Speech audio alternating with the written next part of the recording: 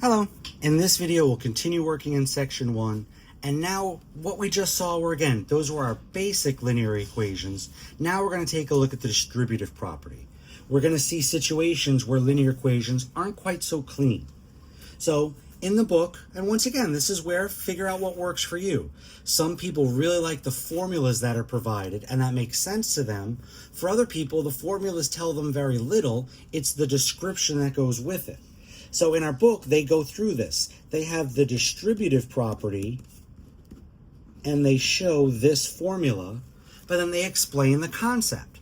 That when internally inside we have parentheses like this is a multiplier that goes on everything inside the parentheses.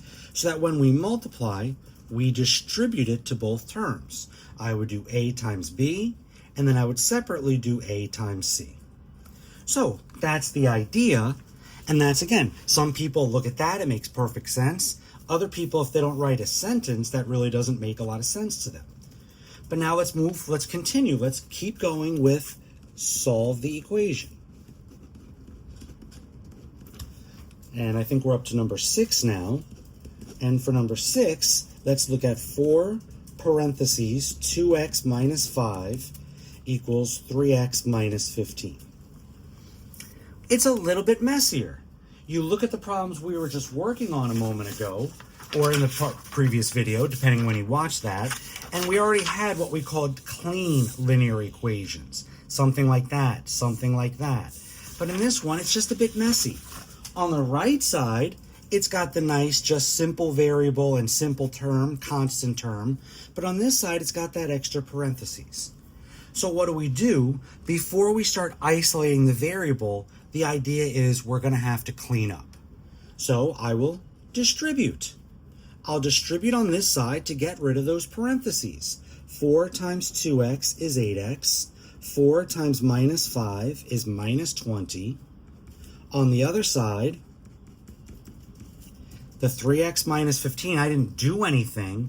I'm not doing a times 4 on both sides. I'm just doing some cleanup on one side. But once I do that cleanup, wow, look at that. Now I'm back to where we were just in the previous video. I'm back to that clean linear equation. And once again, this is a nice one. Kind of doesn't matter what kind of person you are. Do you prefer your variable on your left, or do you prefer a positive variable? Either way, it's going to have us move this to this side.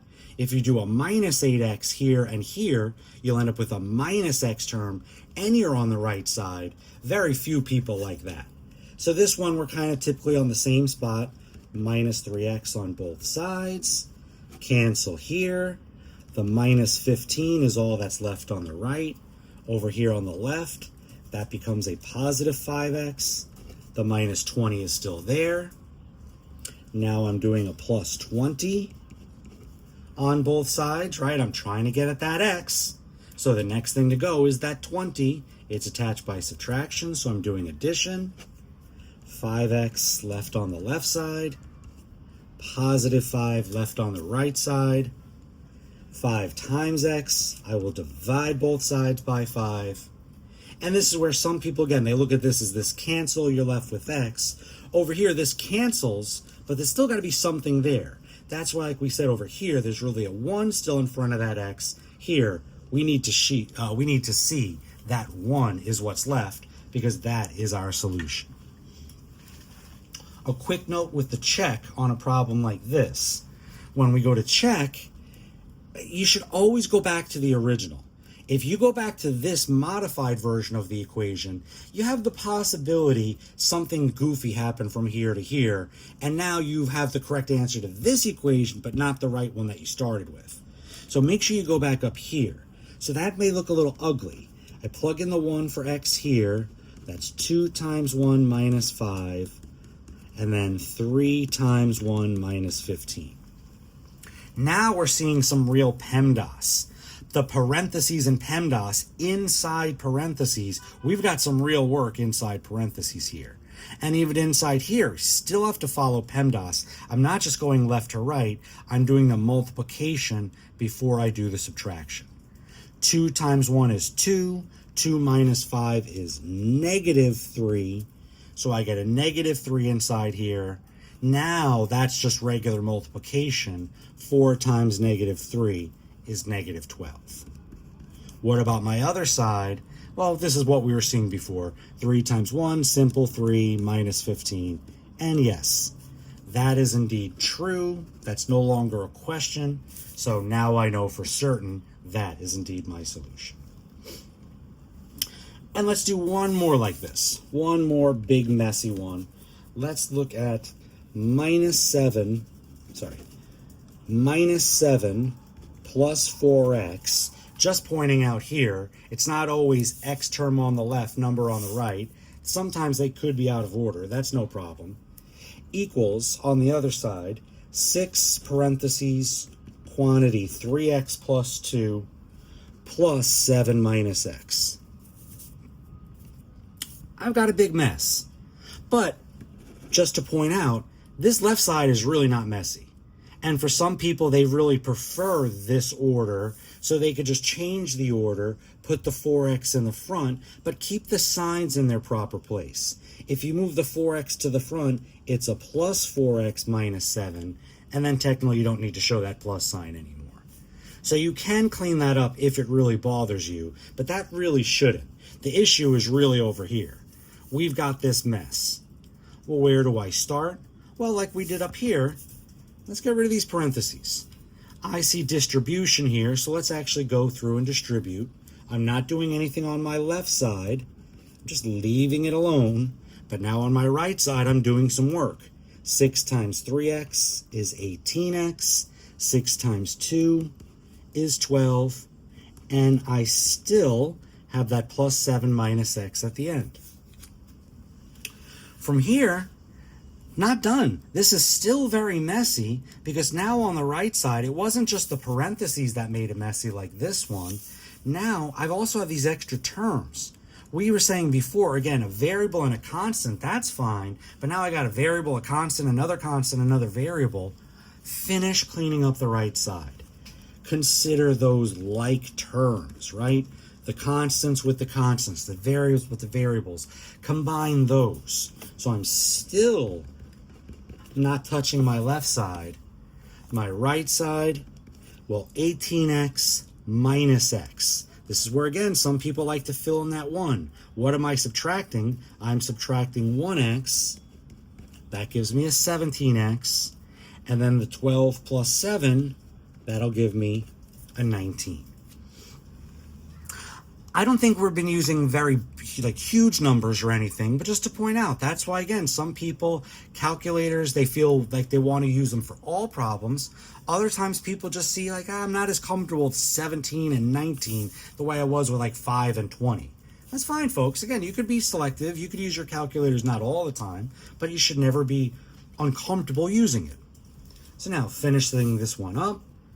Again, got to make a choice. This is that situation, well, either I take this here to keep the x's positive, or I bring this here, I get a negative x. I could deal with it, but just to acknowledge that it's going to happen. I don't want to keep doing every one of these twice. Most people tend to just move the variable to the left, so that's what I'll do this time. Minus 17x minus 17x. Oh, just come back here 1 second. Again, combining like terms. I'm not doing the plus 7 on both sides. The plus 7 was already here. Now when I've got it down to a simplified situation, now is when I'm actually starting the isolation process, and now is when I'm really doing the work on both sides. So minus 17x, here it cancels. Here I'm left with a minus 13x, and that minus 7 comes down, and that plus 19 comes down. Move the minus 7 by adding 7 on both sides. That cancels. Minus 13x comes down here, equals positive 26 over here. And last step, dividing, and not just dividing both sides by 13, but by negative 13. Cancels, x equals 26 divided by negative 13 is a clean negative 2. Now, we've done a nice bunch of problems, but I do want to point out that's going to be very typical. A lot of nice, clean, whole number arithmetic. But I want to be clear, we're not always just going to see clean whole numbers. We will see some fractions and decimals. We'll see some coming up in just a few moments. Just wanted to make that point now before we keep going. Because as we do continue, we are now going to start talking about absolute value. Absolute value is our last topic for this section. And as we introduce absolute value, again, it's not that it only comes up with absolute value, but that's where we'll take advantage. We'll still see more equations, and we'll get to some of those fractions. But first things first, just what is absolute value? A lot of students see this and recognize it. They see things like, oh, well, the absolute value of negative 10, the absolute value of 7, the absolute value of 4.8. They see things like this. That vertical bar set on both sides is the symbol for absolute value. And what a lot of students remember, the idea of absolute value, whatever is inside, you just make it positive. Well, this started as a negative 10. Well, now it finishes as a positive 10. Just made it, technically you could say you hit it with an extra negative to make it positive. But for a lot of students, they even just, in their mind, it's just simple. Negative 10 becomes positive. That's all it is. Well, this is already positive, so nothing changes. The absolute value of 7 is just 7. And same thing here. It has nothing to do with it being a decimal, just that it's positive 4.8, and the absolute value is still positive 4.8. What if it was the absolute value of negative 4.8? It would still be made into positive 4.8. Nothing's changing there. So that's what a lot of people remember. But what does it really mean? The formal definition of the absolute value of x refers to the number line. It refers to how far, what is the distance from 0 to that number x.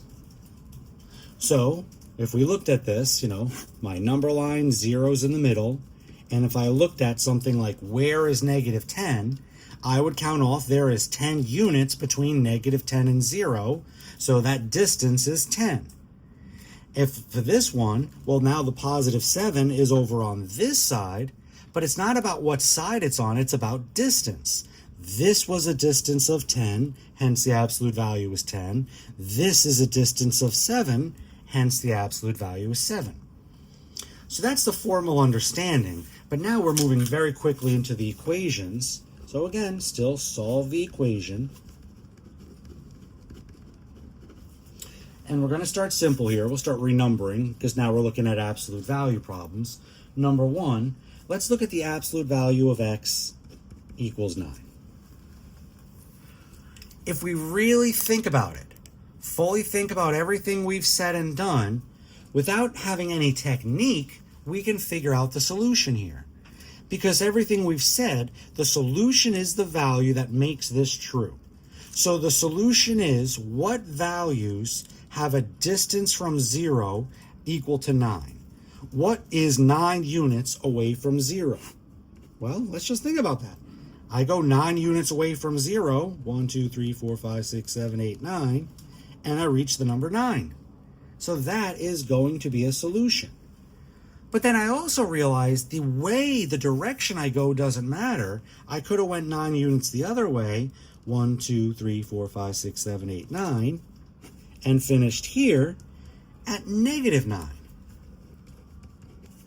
So what we're seeing in this is that for an absolute value, we're actually getting 2 solutions. And what this really leads us to, once again, the book will give us a formula, and a formula that they have a nice description for, but that's just, again, to make sure you understand it. If there's more to this absolute value, if I have a bigger expression, an x term and a constant term, and if that equals some number, then ax plus b, what's inside there, has to equal that number, or that ax plus b has to equal negative that number. Look what we just did here and how that directly applies. What this is really saying, what a lot of people realize, is that when you have an absolute value equation, you're going to make 2 equations, And the way you make those two equations is in the first one, you just drop the absolute value and leave everything exactly the way it is. So back up here, drop the absolute value, get x, leave everything the way it is, and you get a solution, an equation, which immediately gives you a solution x equals 9. And then the second one, drop the absolute value and leave the left side as is, hit the right side with an extra negative. So drop the absolute value on the left side, leave it as is, hit the right side with an extra negative. There are two equations, and there are the two solutions we just saw a moment ago. So let's take that a little further. Let's make that into a bigger full problem. Number 2, let's look at absolute value 4x minus 7 equals 1. This is the more standard absolute value they're referring to here, more than just an x. We've got a whole expression inside there, but no problem. Still going to take care of it in the same way. The big key, like we kind of saw with the first section, you want clean equations, then you isolate. If you need to do something to get the clean equations, we do that first. What we'll see in a few minutes here, you have to make sure the absolute value is isolated. Then you move to this step. But that's what I'm ready for. I'm ready for this step. Drop the absolute value, leave everything as is on both sides, or drop the absolute value, leave everything as is on this side, hit the other side with a negative. Now I've got two equations. Let's solve both. And that's why we'll end up with two solutions. Here, back to that more standard, and this is even easier, just 1x. Don't even have to move the x. It's already on the left side by itself. So I'll do a plus 7 on both sides. 4x left on the left side. 1 plus 7 is 8 on the right. Divide by 4. I get a solution, x is 2. Next one, still adding 7 on both sides. Still trying to isolate that same x. Some people see similarities here. They try and do them both at the same time. I think that's a little bit of trouble, and you'll see why in just a moment. Here that cancels. 4x comes down. Minus 1 plus 7 is 6. Now I'm going to divide both sides by 4. Cancels. That's not clean division. But that's not the issue here. But that's what I was talking about earlier. We're not always just going to deal with perfect whole numbers. 6 divided by 4 does not divide cleanly. If you put that in your calculator, you'll get a decimal 1.5. That's fine. That is a perfectly fine answer, everybody. There's nothing wrong. There's nothing that says we can't get decimals. But for other people, they like to remember reducing fractions. They see, well, even though this doesn't divide cleanly, they both share a common 2. 6 can be broken into 3 times 2. 4 is 2 times 2. So the 2's cancel.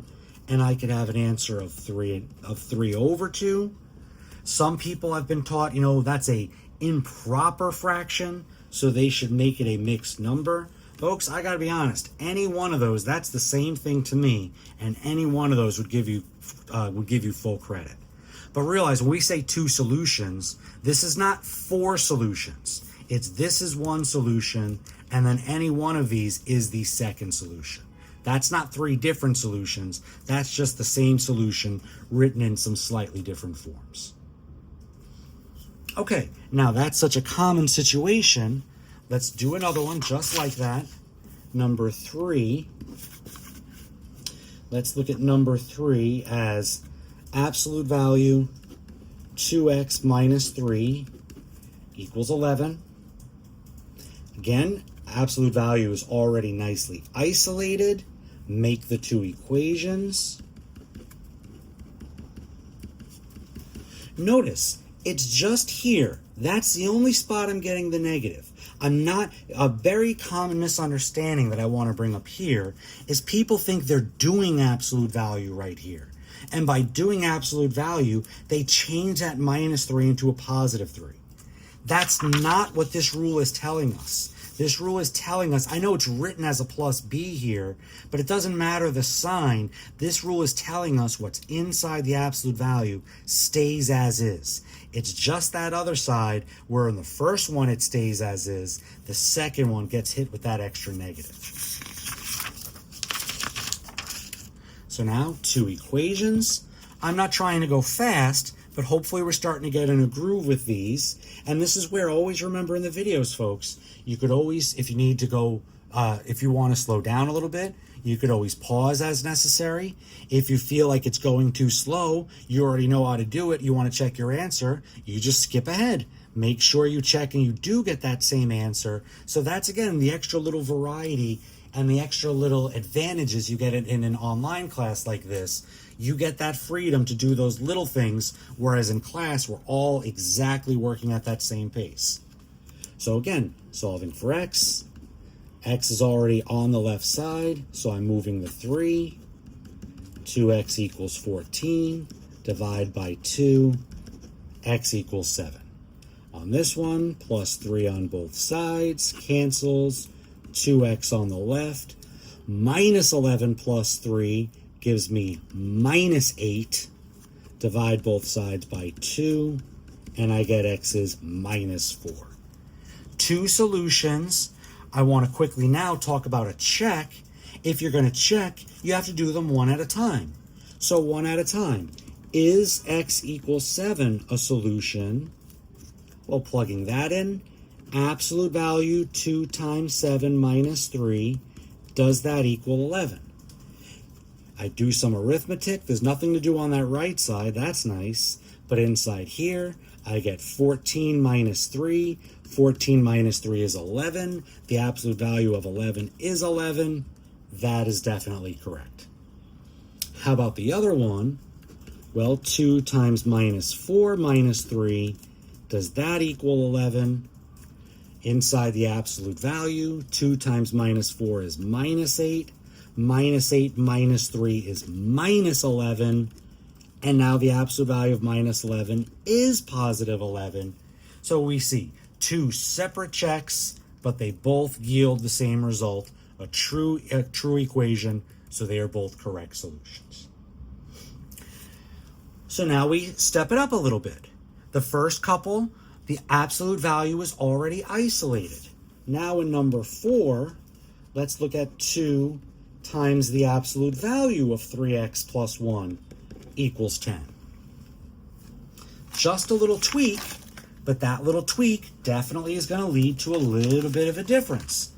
A lot of people, they just want to jump, okay, 2 equations, 2, 3x plus 1 equals 10, 2, 3x plus 1 equals negative 10. They're not really sure what happens out here. Maybe that just becomes a 23. You know, a lot of things happen, but it's wrong. So let's make sure we don't do that. What should we do? We start by isolating the whole thing here. That 2 is attached to the absolute value by multiplication. Let's divide 2 on both sides. I know it's more than just a 2x, but in that same way, the 2's cancel, and now it is the whole absolute value, 3x plus 1, that comes down. On this side, we've got a 5, 10 divided by 2. Now I'm at that nice spot. Now I'm ready to get rid of the absolute value, and I do it with the 2 equations. Drop absolute value, leave everything as is. Drop absolute value, hit the other side with a negative. Solving this one, minus 1 on both sides, 3x equals 4, divide both sides by 3. Improper fraction, 4/3. I wanted you to see this one. Earlier we saw an improper fraction that was such a nice clean decimal, 1.5. This is 1.333, forever repeating. That's fine. If you get something like that, you could show a bunch of places. A reminder, if you put the little bar, that's an indicator that 3 continues forever. So still, just one solution here, a couple of ways to look at it. And you know, up here we saw we got both answers were nice whole numbers. Sometimes they're both fractions. Again, you just don't know. You got to see what happens in both cases. Over here, I do my -1 on both sides, 3x on the left side. That's a -6. Divide both sides by 3. And this one does come out cleanly. X is -2. Okay. Next one, we just got a couple more here. Next one, number 5. Let's look at absolute value 5x minus 3 plus 4 equals 11. This one, that extra 2 was attached to the absolute value by multiplication, hence we divided. Now I've got a 4 attached to the absolute value by addition. I'm going to subtract. Again, I can't get rid of the absolute value until it is isolated. But now that cancels. I'm left with that 5x minus 3 absolute value all by itself. That becomes a 7. And now we're ready to move on. 5x minus 3 equals 7. 5x minus 3 equals -7. We're moving on, making the 2 equations. And I hope you're really seeing why we spend so much time with those basic equations. They really become something we solve so much of. Just to give you a little sneak preview, section 2, we're going to talk about inequalities, and they follow almost all the exact same rules. So you really want to get used to this idea. Variable to one side, constants to the other. Just getting very good at this because we're going to see this a lot throughout the class. So here, adding 3 on both sides, that cancels. 5x, this side gives me 10. Divide both sides by 5. First answer is x equals 2. Still adding 3 over here, cancels. 5x equals -4. Divide by 5. Now we're seeing a proper fraction. So we saw a couple of improper fractions. We can divide to get the mixed numbers, the decimals, whatever. Proper fraction, yeah, you could still divide and get a decimal if you like. Some people feel a lot more comfortable with that versus that. And again, folks, that makes no difference to me. I have no problem at all if you leave your answer like that or that, and same up here, choosing this, this, this. It's all the same to me. I'm not going to give you a hard time about that. All right. Last 3. We've got 2 more big problems and then 1 more quick note, and we'll wrap up this section. So, problem number 1. Well, we are up to problem number 6, actually. But second to last one. Put all that together. 5 absolute value x minus 7 minus 8 equals 22. First thing, before I can talk about getting to x, I've got to get to this absolute value. So I've got the -8 in the way, and I've got the 5 in the way. But just like we had with those linear equations, we're going to move this first. We're going to start by doing a +8 on both sides so that the -8 plus 8 cancels. That becomes a 30. The 5 times the absolute value, x minus 7, still on the left side. Dividing both sides by 5, that was 5 times, so now we'll divide by 5 to cancel. Whatever I do to one side, I do to the other. Absolute value x minus 7 equals 6. So a couple of steps, but now we're ready for that simple spot, right? Now I make the 2 equations. X minus 7 equals 6. X minus 7 equals -6. And this one, our easiest equation we've solved in a while. It's just a simple x. I just got to add the 7. First answer, I'm done. X equals 13. Once again, I just have to add the 7, and this time I finish with +1. X equals 13, or x equals 1. Okay, so mix a bunch of stuff together. We still can do some isolation, solve the 2 equations. The last thing that we haven't seen, what happens if they're both absolute? What if there's 2 absolute values? We're just going to do one of these. I don't want to go too nuts because, to be clear, we're only looking at one very specific case. We're not looking at absolute values on both sides with other stuff. That's above our pay grade for right now. All we're going to do is if we have exactly one absolute value on both sides. And if this is the case, this actually is pretty much what we were seeing back up here. We will just drop the absolute value on both sides, and then we'll drop the absolute value and hit the other side with a negative. So it really still does follow this blueprint, because the key is they're both isolated. So this one initially looks nasty, but it's actually a little easier than this. There's one little trick. Oh, I'm sorry, and just before I keep going here, just go back 1 second here. Just notice a slight misunderstanding that some people have. Why do I have to do the +8 first? Because if you try and divide by 5 first, you can't pick and choose where you divide. This is being divided by 5, but you're also dividing this by 5. And there's nothing nice going on here. We want these to cancel. That's in the way. That's why we move that first. When I move that first, there's no way that 5 gets in the way of moving the 8. But when I go to move the 8, when I go to move that 5, that 8 could have been in the way, so I moved it out of the way, so now it's a clean maneuver. That's the idea. So back to this one, again, just like we saw with the others. Drop the absolute value on the left, drop it on the right. Leave everything as is. Then drop the absolute value, leave it on the left, hit the right side with a negative. Here's the catch. This is more than just a single term. So it's not just this was a 1, so it becomes a 1 and a -1. It stays as is, and I need parentheses here. Hit that whole side with a negative. But now I'm ready to solve. And this is it. We're finishing this one up. Over here, well, now I do have to move variables to one side, numbers to the other. I'll stick with what we said earlier. Most people like variables to the left. So that cancels, -2 hanging out. Over here, I've got a 2x, and the +10 comes down. Now I'm going to subtract 10 from both sides. 2x comes down. That's a -12 over here. Divide both sides by 2. We get x is -6.